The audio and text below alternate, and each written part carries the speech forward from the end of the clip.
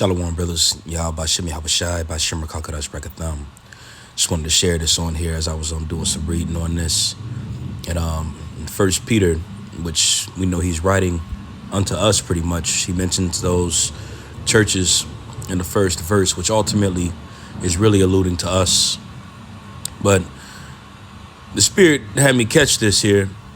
And in First Peter chapter 1, verses 15 and 16, it says, "But as he which hath called you is holy, so be ye holy in all manner of conversation," which that word conversation goes into how you walk. You know, it just doesn't matter what you say, but it's your manner of life, your conduct, your behavior. And then it says, "Because it is written, be ye holy, for I am holy." And this is the irony of this scripture here, because a lot of so-called Christians will use Acts the 10th chapter and the Apostle Peter's vision that he had in Acts chapter 10 of those unclean beasts, you know, and we all know that breakdown. I don't got to go into it. And I'm not saying this is what's going into, but I'm just saying, ironically enough, because Christians like to go to that to try to justify unclean beasts being eaten, which we know the actual breakdown of that here. But ironically enough here in First Peter, who was the same one that had the vision of the unclean beasts, in verse 16, it says, "It is written, be ye holy, for I am holy." And you can find where it's written at in Leviticus chapter 11, verse 44. Now, of Leviticus chapter 11 is the chapter going into the dietary law. And the 44th verse goes into being holy, all right? Going into sanctification, consecration, and being holy, all right? And if you abstain from eating those things, that helps aid you, all right? And you ain't gonna be as diseased. We know that. And I'm not necessarily saying 1 Peter 1 and 16 is directly going into dietary law. No, that's not what I'm saying. But I'm just pointing out the irony of that, because Peter was the same one that had that vision. And those so-called Christians love to go to Acts 10 to justify eating unclean food. But the Apostle Peter here is talking about being holy.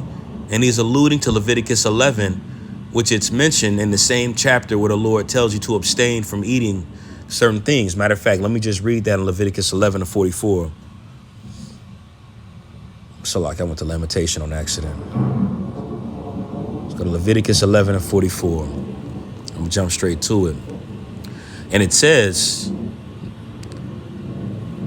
"For I am the Lord your God, ye shall therefore sanctify yourselves, and ye shall be holy, for I am holy." And he's alluding to the dietary law right here in Leviticus 11, all right? You can see it going into eating of the carcass, of things that are dead, eating of creeping things that creep upon the earth. Certain creeping things were abominations, and certain of them you were able to eat, like locusts and such. But he's going into what you wasn't supposed to eat right here.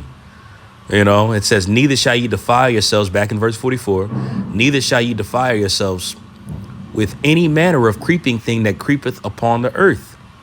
For I am the Lord that bringeth you up out of the land of Egypt to be your God. Ye shall therefore be holy, for I am holy." Okay, and he's telling you a way to consecrate yourself, and it's not eating bullshit. You know, not eating abominable foods. You know, so I just found that ironic, because the Apostle Peter was the same one that had that vision. And a so-called Christian will tell you, well, no, you can eat this. Look at Acts 10.